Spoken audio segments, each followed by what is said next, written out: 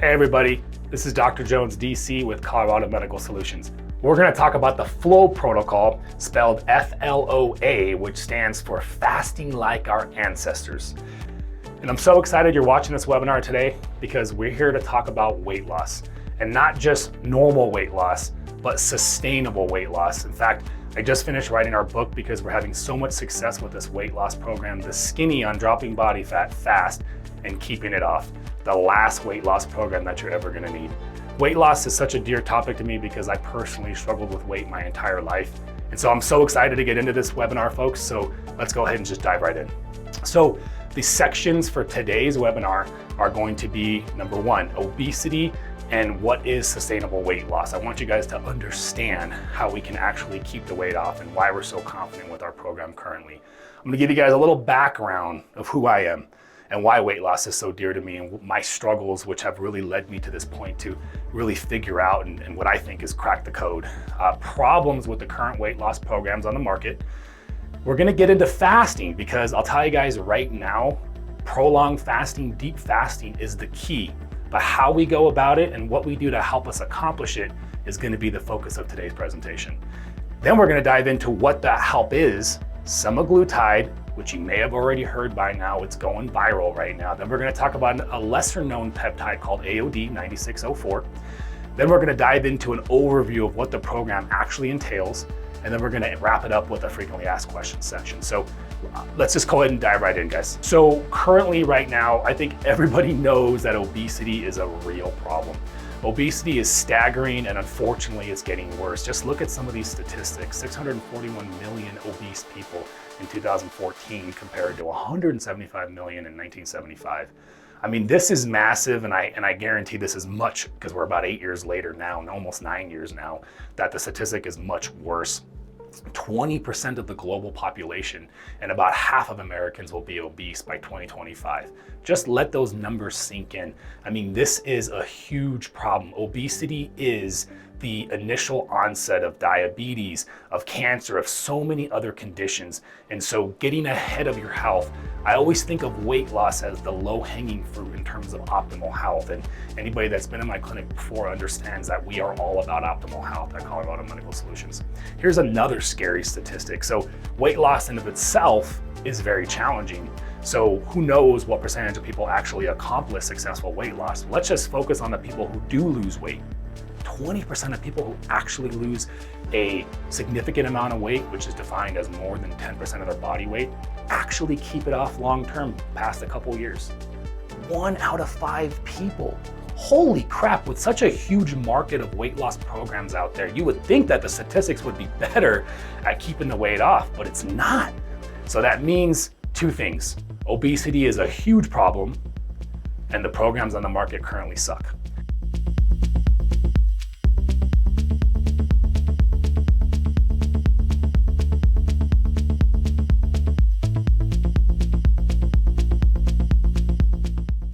And so I want to dive into my opinion as to why that is. I think when it comes to sustainable weight loss, when it comes to keeping the weight off, we have to incorporate a certain amount of change in your operating basis. You have to carry over some of the things that you did from your weight loss program into the post-weight loss phase if you expect to keep it off. There's so many different ways to lose weight. We're going to talk about our way and why I think it's the best. But there's so many ways, and you don't have to do it our way. But when you do lose your weight, if you want to successfully keep it off, you have to carry over some of those changes that you made. And my observation, and I think the statistic backs it up, 1 out of 5, is that most of these programs are so difficult in and of themselves to be able to accomplish and maintain. Life is gonna ebb and flow in its difficulty, and it's gonna throw many challenging phases in our lives. And so if the thing that we're doing to keep the weight off is already stressful, how are you gonna juggle that with life's unknown stresses that get thrown your way? So my solution to this and my thought process when I came up with this program is, how can we do something that's effective, healthy, and stupid simple so that we can maintain it through even the challenges of life that we can't even begin to foresee? So a little bit about my story. I struggled with weight my entire life. I remember as a child having a normal life. I was bigger, but I would never consider myself overweight until about middle school is when I first started getting comments from other people. It was when I first remember becoming insecure myself. I remember just really beginning to introvert because of the comments and everything that I was hearing from people and how it really affected me. And of course that perpetuated the problem. I got even bigger. The irony in all this too is I have very healthy parents, but like anybody who struggled with weight, it has to come from a decision. And for whatever reason, even though I hated myself for being overweight, I still didn't make the decision yet to lose weight. And so my confidence was in the gutter. I am able to admit that there was points in my life, I remember in high school, where I even asked myself, why would I even go to school? The kids are gonna make fun of me. I'm unhappy about it. What am I doing? That's how much I let the weight affect me. And so I'll never forget the day, because believe it or not, I did go to the gym, even though I wasn't really accepting of a weight loss program. I went to the gym because that's what my parents told me to do, and that's what I'm supposed to do. So I remember when I weighed myself, because for whatever reason I still weighed myself. I think deep down there was this urge to do something about this eventually. And I remember the scale breaking 300 pounds, like crystal clear memory of that vision. And I weighed myself several times because I couldn't believe it. And a lot of just sadness kind of overwhelmed me, and then fear, because I started realizing, like, I'm going down this path of potential no return. You know, the doctors had already told my parents and myself that my triglycerides, my A1C, my blood sugar, everything was going down the bad path. But for whatever reason, it was this moment when I finally, you know, it was what was needed. It was a big enough kick in the butt. It was a big enough shock. And, you know, that fear eventually moved to anger, and that anger moved to action.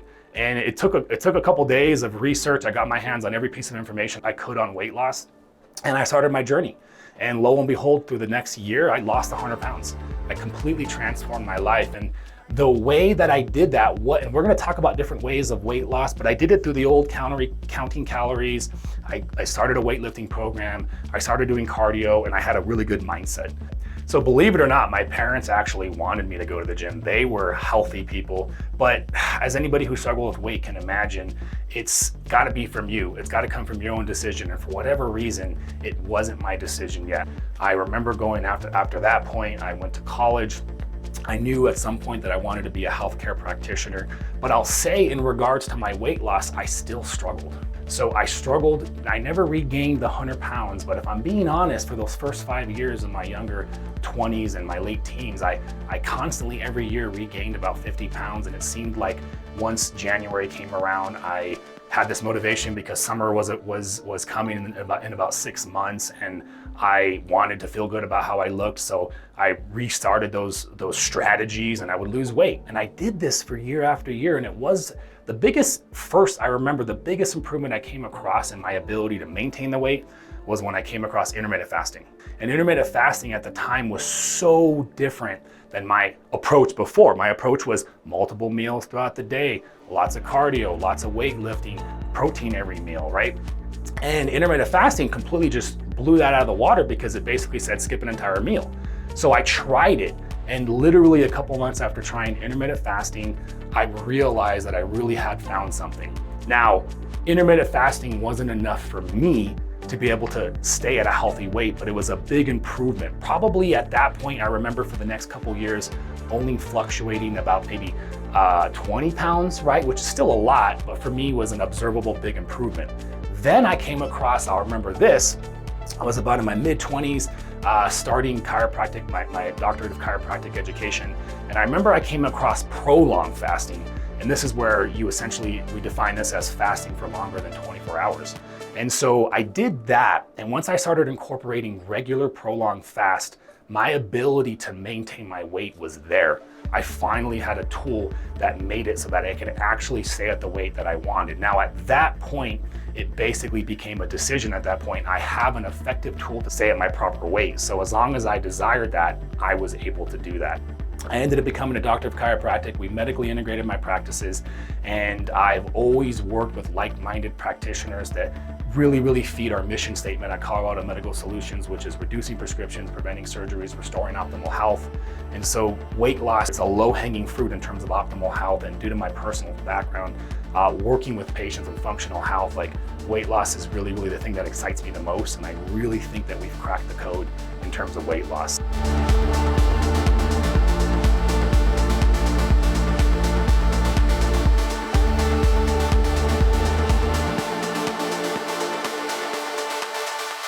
So let's dive into the current problems with our weight loss programs on the market. So they really, if you look at these different programs, they focus on just the actual weight loss part, right? Because that is what people are looking to get help with. Nobody is really thinking long-term, how do I keep it off? Now, if you've struggled with weight in the past and struggled with being able to maintain it, then maybe you're already thinking that. But my observation has been most programs focus on just the actual weight loss part. And I think the reason why it is, we go back to that statistic, 1 out of 5 people are actually able to keep it off. And so we've kind of talked a little bit about why this is so challenging. It has to be easy. The actual method of weight loss, in my opinion, needs to be easy so that you can carry over those things, those changes, those tweaks to your operating basis, the way you lived in the post-weight loss phase, so that you can keep the weight off. So let's kind of dive into some of the more popular approaches, and then we can really begin to understand why I feel like these programs and many others are missing some of the key elements of what we need. So the Atkins and keto diet, right? Both of these diets are essentially talking about the same thing. We're talking about getting rid of carbohydrates, right? The Atkins one came out first about 20 years or so. And most of you probably remember it was popular. It really was probably at its time the most effective weight loss program. People started losing large amounts of weight and it was much easier for them to lose weight, right? The reason why this is because when you cut carbohydrates out of your diet, you are improving this thing that we call metabolic flexibility. And we're gonna talk more about that. But in essence, metabolic flexibility is your metabolism's ability to burn body fat or dietary fat that you intake and carbohydrates. We're all good at burning carbohydrates because that's our primary source of fuel for the body and we're constantly eating. We're never putting our body in a state where it needs to be able to pull your fat. So a keto diet or the Atkins approach put that stress on the body and forced it to run off fat. So you essentially increased your metabolic flexibility. You dramatically improved your body's ability to burn fat. And this is why weight loss was easier for most people, right? But what was the observation if you followed it? A lot of people regained their weight back. It blows my mind to think that anybody would commit to not eating a piece of bread for the rest of your life, right? I mean, like, it's kind of crazy, and God bless them for making that commitment. I saw people that would last 6 months. I saw people that would last 4 or 5 years, but I've never seen anybody last more than about 4 or 5 years, honestly. And when you finally take that first bite, I mean, I've read research that says sugar is like cocaine, and man, when you talk to a post-Atkins several-year dieter and they're finally eating bread for the first time, I can see where that analogy comes from, because it's like a ravenous, almost like I gotta make up for the damage because I've been deprived, right? That's the key right there. Everything that I do and what our focus is involving a healthy relationship with food. And in my opinion, it's not healthy to completely deprive yourself of carbohydrates. The only 2 instances where I would personally prescribe an Atkins or a keto approach would be cancer patients and patients with neurological conditions. And even in those scenarios, it would be for a year or 2 max, just to get them healthy, help those issues, because there's some literature to support the benefit of keto diet for those types of conditions, but get them back to a healthy relationship with food. So we know Atkins and keto is out. So the next approach, what I personally did to lose my weight, was I call it the old school method, the kick off your shoes, the hard work. It's the counting calories, it's taking responsibility for the amount of food you're intaking, and then increasing your exercise. So this is the personal trainer approach. You're working with the trainer, they're teaching you how to work out intensely, and they're teaching you how to count your calories and count your macros. So this is the old school method, and it works. My personal experience tells me, but what I shared with you earlier, my personal story, is it's difficult, and life is gonna throw difficulty at you in the future. So being able to count your calories and keep an intense, rigorous exercise regimen in the future, in my opinion, is why that statistic speaks for itself. 1 out of 5 people can keep it off. So then we saw this popularity in companies that provided various foods, prepared foods. The portions are already measured out for you. And I think if you can afford that, because they're very expensive, that's nice because you don't have the stress of it. But that creates a different problem. At least counting your calories and counting your macro and doing the work teaches you the responsibility that you need over food to be able to better portion control in the future. But when you're ordering meals, you never learn that. And then the other part of it is almost as bad as the cutting carbohydrates. Are you gonna order food from that same company for the rest of your life? Like, that's not practical, it's not sustainable. And then finally, one of my favorite ones that I still chuckle at because it really did gain a lot of popularity in the medical weight loss space. Because when people think of medical weight loss, this is the diet they still think of. It's the HCG 500 calorie diet.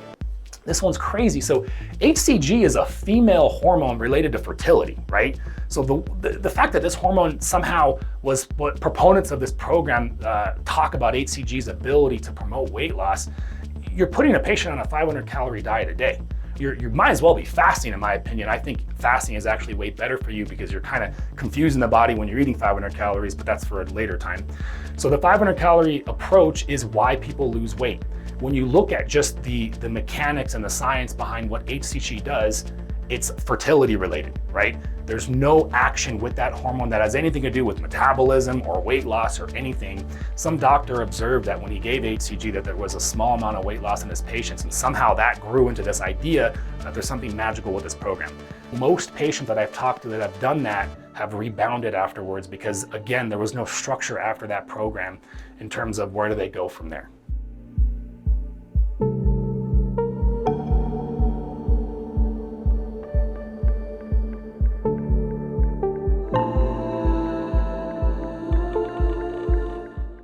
Prolonged fasting, the super hidden secret. Like I said, from my personal experience, the answer has been right in front of us, folks. So let's begin to dissect this. You guys have probably heard now about intermittent fasting. There's probably 15 different YouTubers right now talking about intermittent fasting.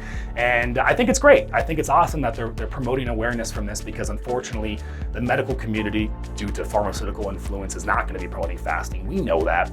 So intermittent fasting is very, very powerful. Intermittent is a shortened version of it. Prolonged fasting is defined as more than 24 hours. And personally, in our programs, we go even more than that, and we'll talk about that in a little bit. So the health benefits of intermittent fasting are very real. The most beneficial effect of getting to some deep fasting is this magical process called cellular autophagy, right? And so what that actually means is cell self-cannibalism, literally, and that sounds kind of something like out of a science fiction movie, but really what's happening here is cellular autophagy is turned on when you get into deep fasting. And what that actually, a lot of people call this process cell recycling. So your cells have essentially their own organs that we call organelles. And those organelles begin to break down, but the cell will still function. So you have cells that are floating around in your body, by the way, consist of hundreds of billions of cells, and how well your body performs is an accumulation of how well each of those cells perform. And so you have cells floating around your body that are not all functioning at 100%. They're functioning at 80, 90, 70, depending on where the cell is at. And at some point, the body will recycle it. But the cellular autophagy is an opportunity for your body to recycle and fix these cells much sooner, which is turned on from fasting. And it will literally break down the old organelles. And once you consume food after the fast, the cells rebuild. And it's this magical, awesome process. And I think it's why we observe so many magical things happen when people start these fasting programs.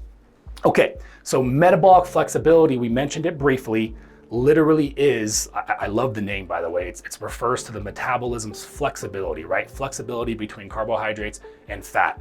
And there's a lot of literature to promote that shows a correlation between metabolic flexibility and optimal health. And in terms of your body's ability to drop weight, we observed it from the keto diet because that's what the keto diet and the Atkins diet was doing. It was making your metabolism more flexible. Well, check this fact out. When you fast for 48 hours, you get as much improvement to your metabolic flexibility as you would from 2 weeks of a keto diet. Not to mention, you're gonna most likely drop more weight in 2 days because you're not eating. The keto diet, you may be eating, or you probably are eating around your daily caloric needs. So yeah, you're gonna drop some weight because you're improving metabolic flexibility, you're gonna feel better, but are you dropping as much weight through 2 weeks of a keto diet compared to 2 days of not eating? And chances are, you're gonna drop more weight in the 2 days of not eating. So metabolic flexibility is extremely important. Metabolic flexibility is what is going to allow you, I'm gonna hammer this into everybody watching this because metabolic flexibility is the key here. When you become metabolically flexible, your ability to do deep fasting in the future is going to be significantly easier. It's that initial hump that we're going to talk about here in a little bit as to how we can break that barrier, start the fasting when you're not flexible, which is why it's so difficult, so that you can do it for the rest of your life and stay at a healthy weight and also reap the benefits, the amazing health benefits of doing regular prolonged fasting. Okay, so calories in versus calories out, law of thermodynamics. So the keto diet has really taught us in the fitness industry that there's more to calories in versus calories out. Now, with that being said, it's still important to understand that calories play a vital role in your body's ability to lose weight. Simply put, if you consume more calories over a given period of time than you burn, you will gain weight.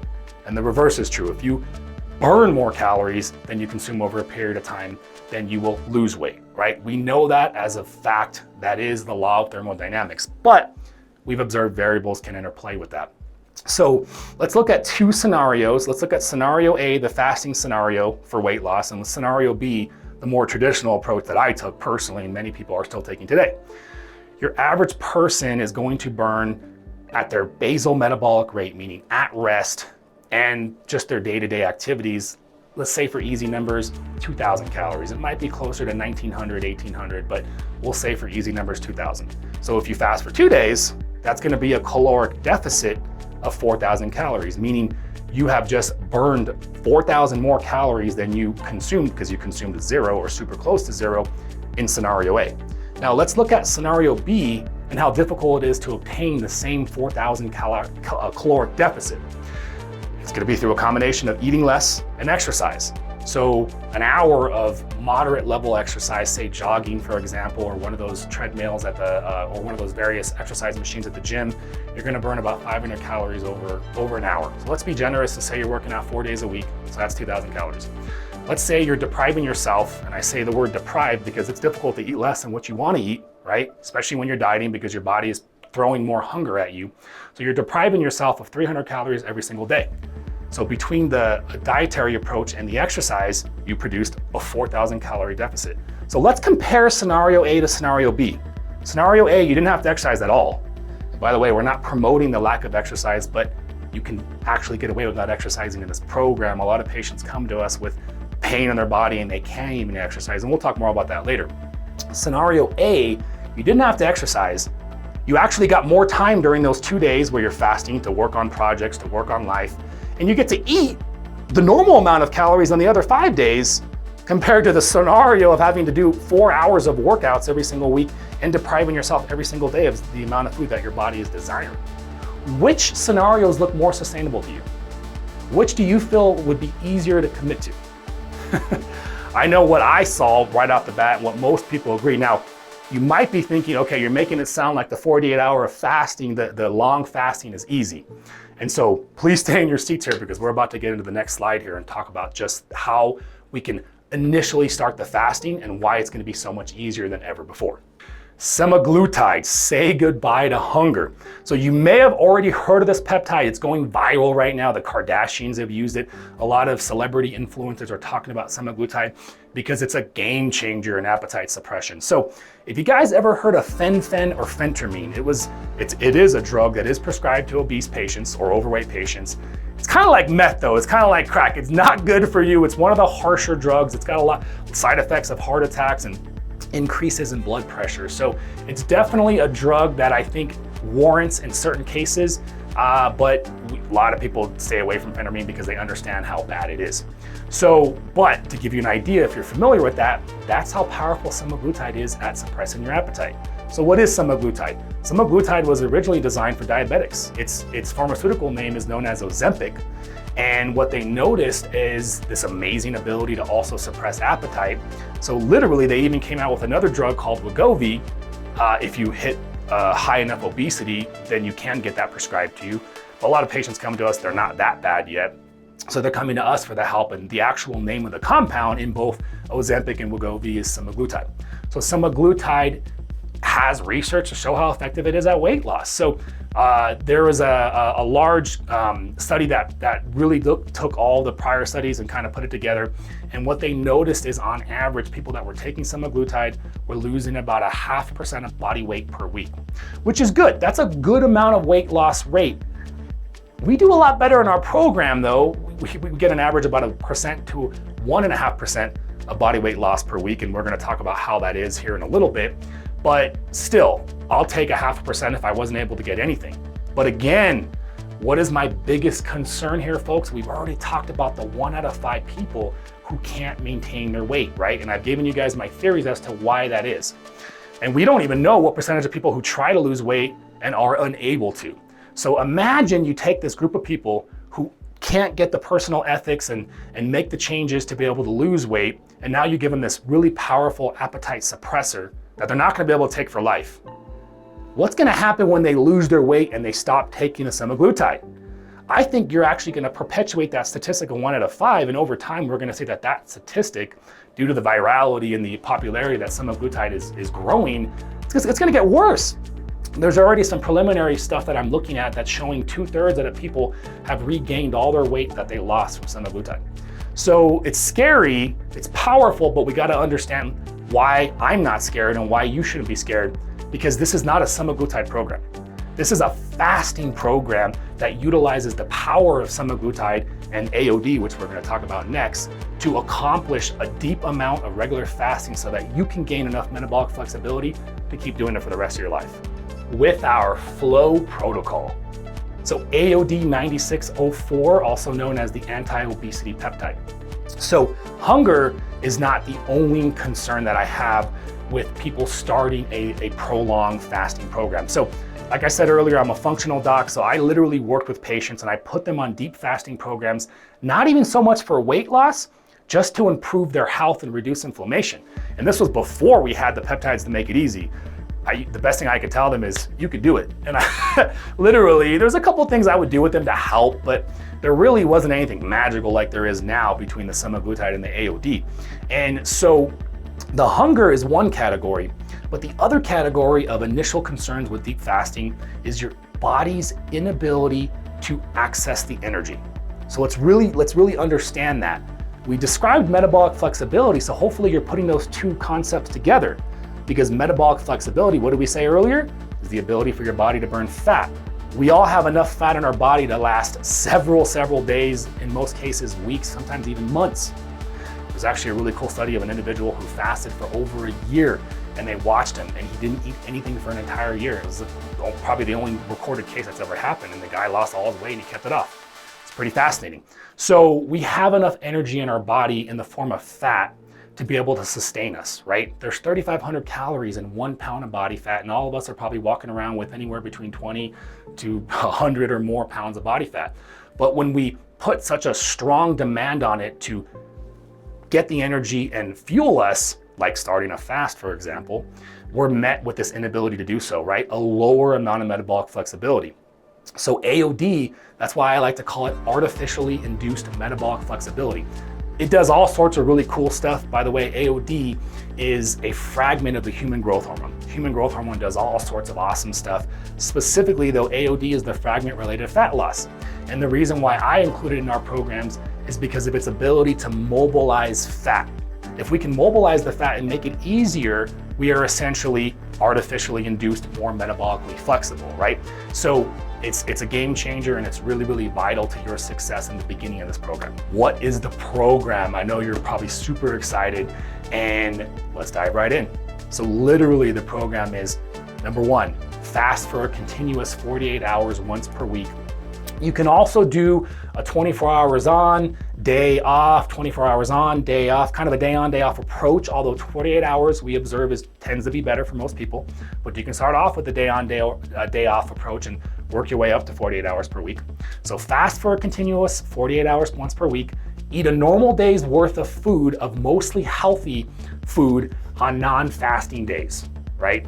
Survive the fasting. We talked about how you're gonna survive it with the peptides.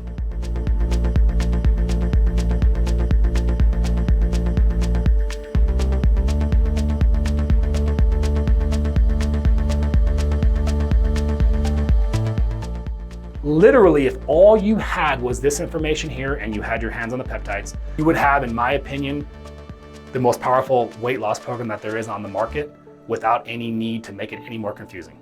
But I know we're here to learn, so let's go ahead and dive into some of the various components of what can come up during this program. So with the prolonged fasting, number 1, we need to do weekly weigh-ins. So get yourself a scale, have it at home, and weigh yourself either on the day of your long fast or the day before.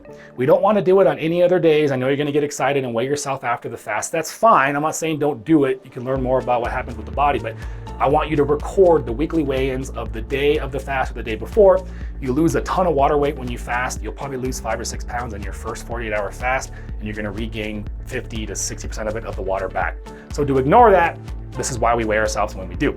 And we might reference this for possible tweaks in our program in the future, so we definitely wanna do that.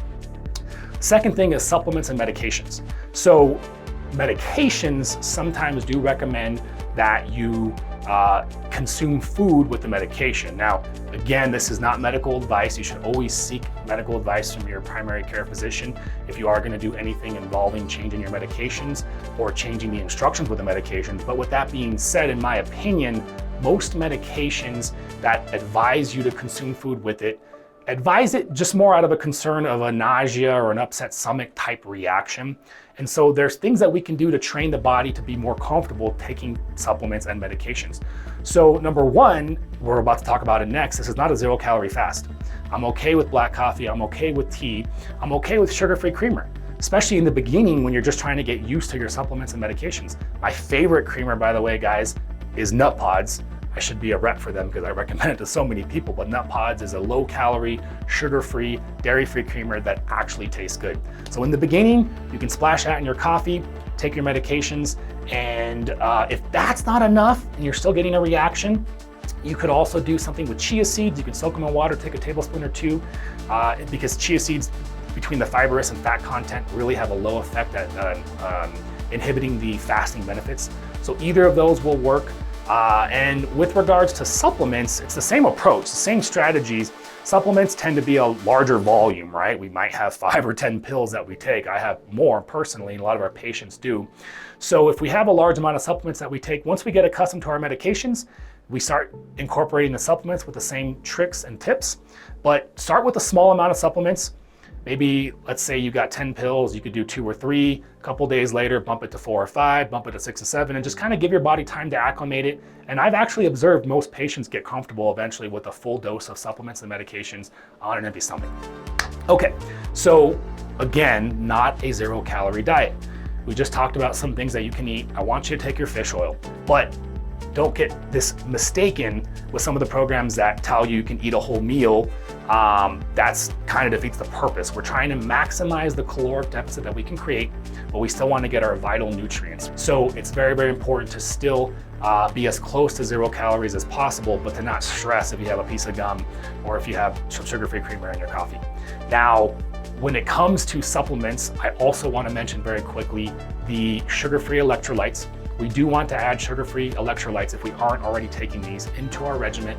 On the day, you can take electrolytes every single day, by the way, guys, but important to take it on the days of the fasting and the days after, because we do drop all that water weight, and so we are going to drop a lot of those beneficial electrolytes. Okay, so choosing the window of time. Most people eat more on the weekends, so a lot of our patients, when we have our first consultation and they get started with the program, we end up figuring out that Sunday evening to Tuesday evening tends to be the best because you just finished a larger window of eating over the weekend, but it doesn't matter. Choose a window that's convenient for you, that you can pop into your schedule, that you can plan activities, and take advantage of the fact that you have hours more of time during the day during your fast. And the last thing you want to do is be at a party or be at a social event where everybody's eating during the fast. Even with the semaglutide crushing your appetite and making it significantly easier to not want the food, it still sucks to see your friends eating yummy food. So let's be smart about this and plan this appropriately. Okay, exercise. So again, you don't need to exercise in this program, but you should always exercise. Exercise has its own amazing benefits. And so you can do all the walking you want during the fasting window. You can walk all you want any day you want, but we're gonna define the higher intensity stuff as everything that's more intense than walking. I want you to not do that style of exercise during your 2 days of fasting and the day after.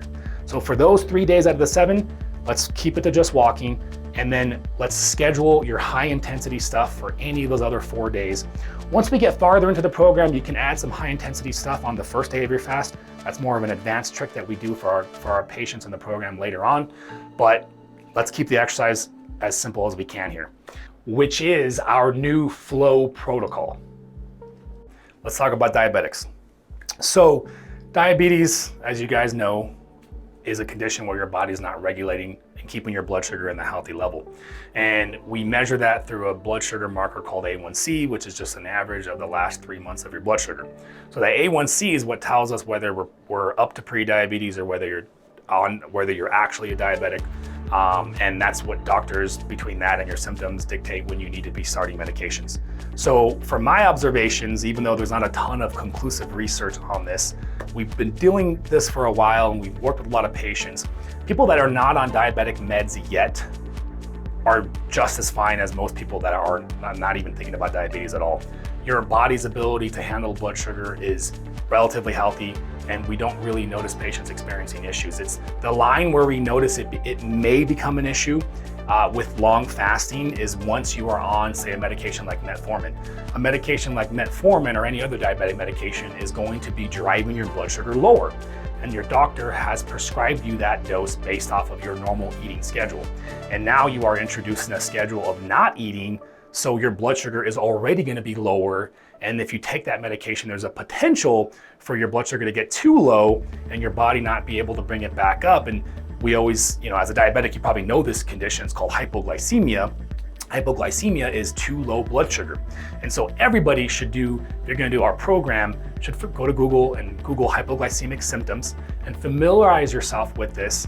Because if you are on diabetic medications, there is a potential for you to have one of these hypoglycemic instances.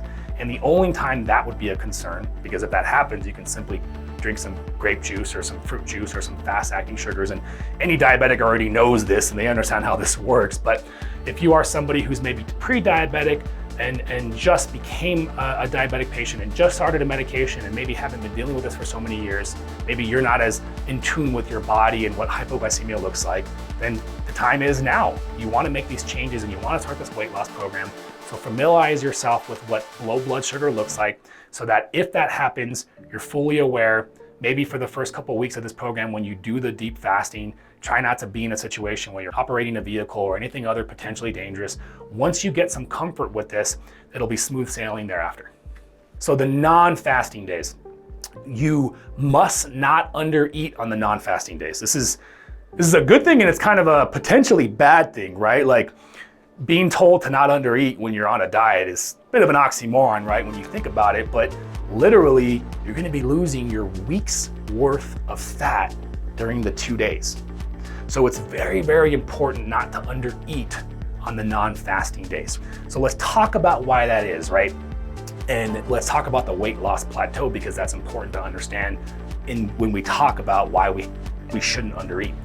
The weight loss plateau is a situation that happens with long-term weight loss. It'll also happen if you just completely fasted and stopped eating for say 7, 10, 15 days. When you start going on a regular weight loss program, the reason why both of these scenarios will cause your body to hit a plateau is because you're sending a stimulus to your brain that you're starving, right? You're sending a stimulus to your brain that you're under eating.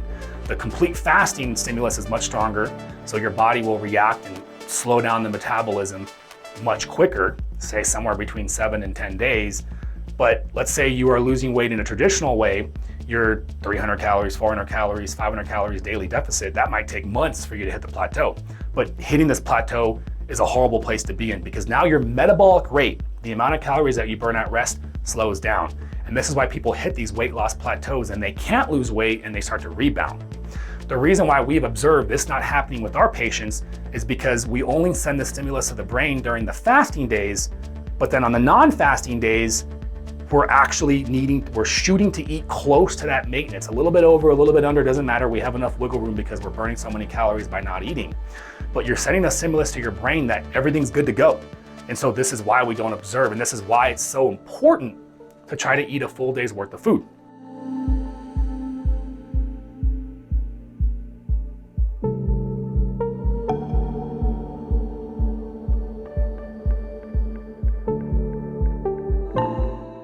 Now, the weekly weigh-ins, because remember we talked about keeping this stupid simple, the weekly weigh-ins are going to be the easiest way for you to dictate whether you're eating enough or whether you're not eating enough, okay?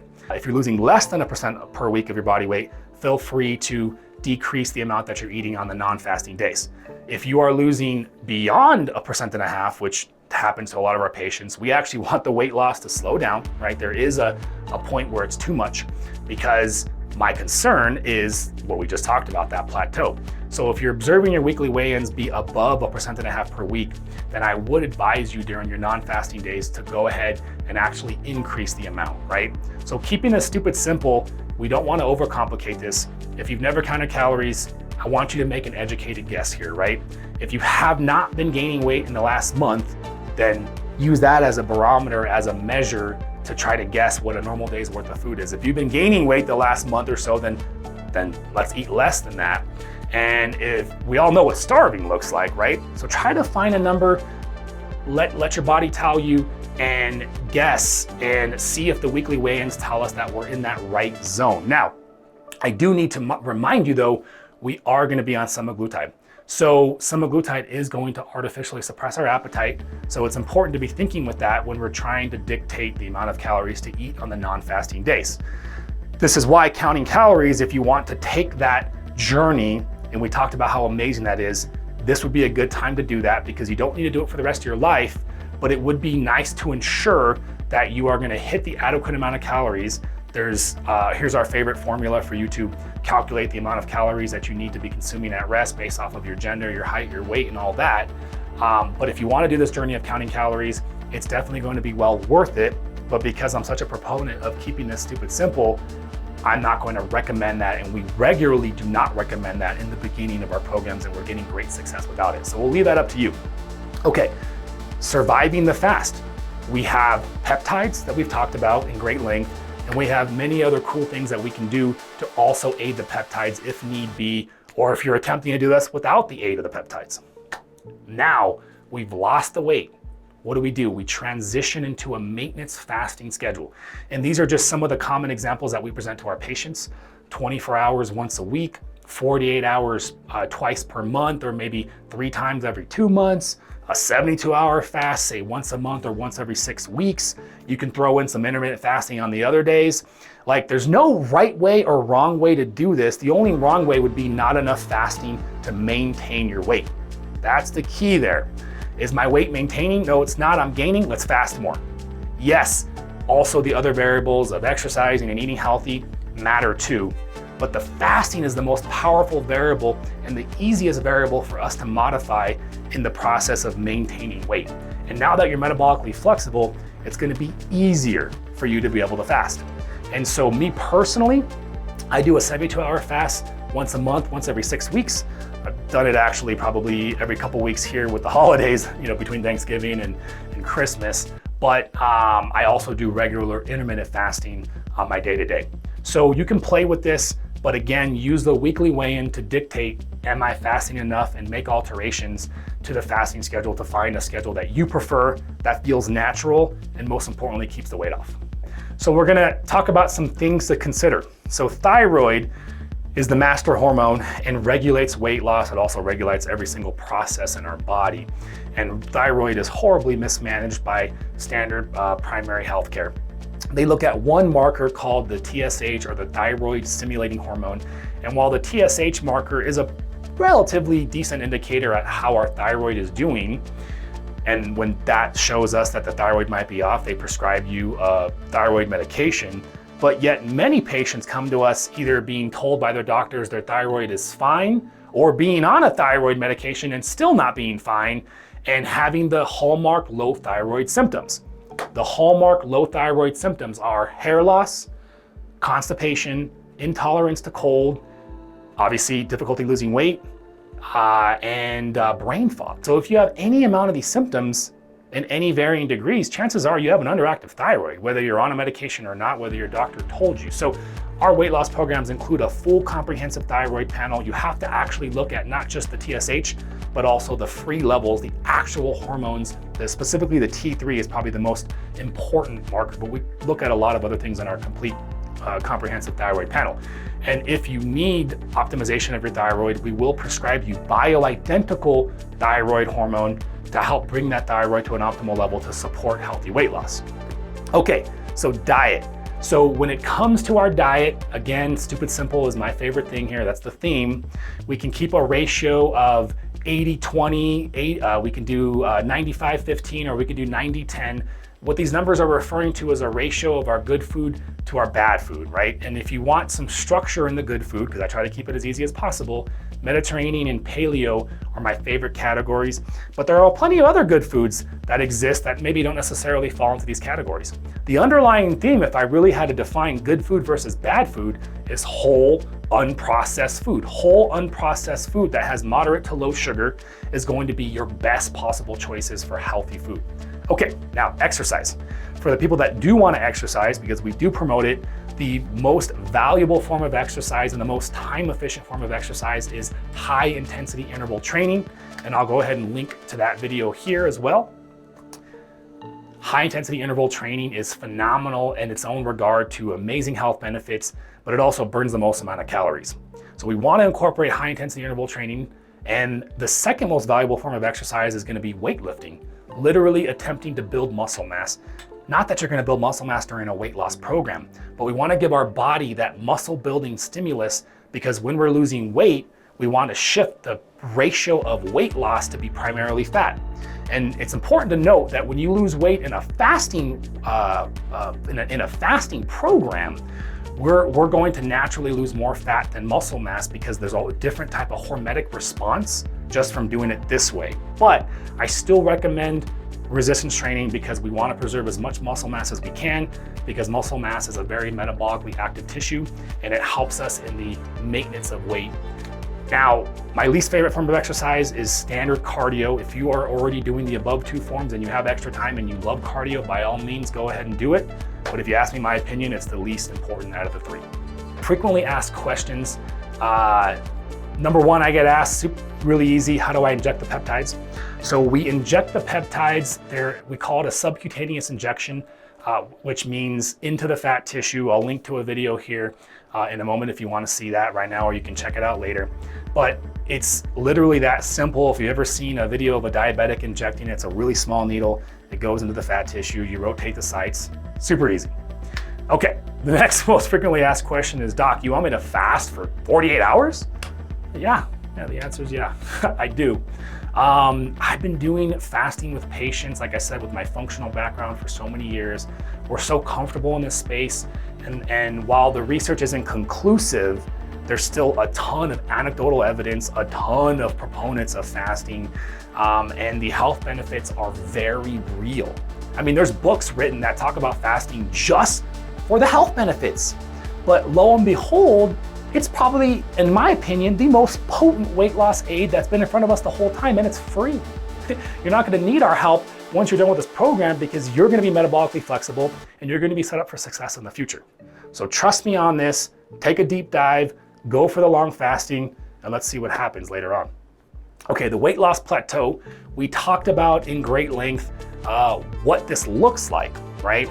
So if you are in a weight loss plateau when you start this program, then we're gonna have to break that weight loss plateau, right?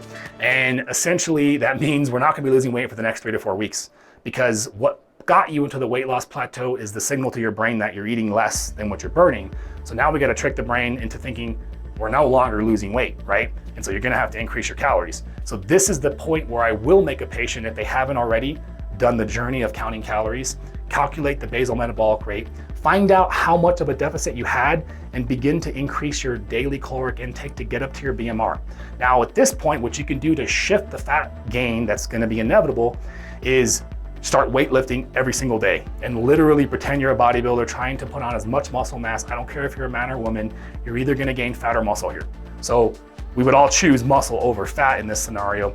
We're only gonna be doing this for 3 to 4 weeks, so we're not gonna put on a substantial amount of muscle mass.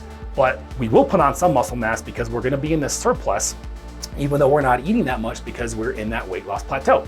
So the easiest way to know, besides the obvious of not able to lose weight, some people are in a weight loss plateau and they're stuck. So if your thyroid levels look fine, but you still have some of these low thyroid symptoms, if you remember not having some of those symptoms before the diet, but now you do, maybe you haven't had your thyroid levels checked yet, the ones that you're not going to notice hair loss so soon, but the things that you will notice in a weight loss plateau are the quicker type of symptoms.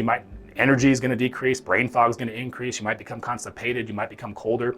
Those are some of the quicker onsets when you hit a metabolic metabolically induced weight loss plateau. So if you notice you're in there, utilize some of these strategies. Of course, on your first consultation with us, we're gonna work with you to get through this weight loss plateau. Are you tired of not being able to lose weight? Have you lost weight, but you're freaking tired of regaining it back? You gotta try this program. You gotta give it a whirl. I think the answer's been in front of us this entire time with regards to deep fasting, which makes weight loss so much easier using the FLOA protocol. So call this number. If you're watching this webinar, maybe you already have a consultation, but if you don't, call this number, schedule a free consultation, and let's get you back into the best level of fitness you've ever been in. This is Dr. Jones checking out, and I look forward to working with you guys in the clinic.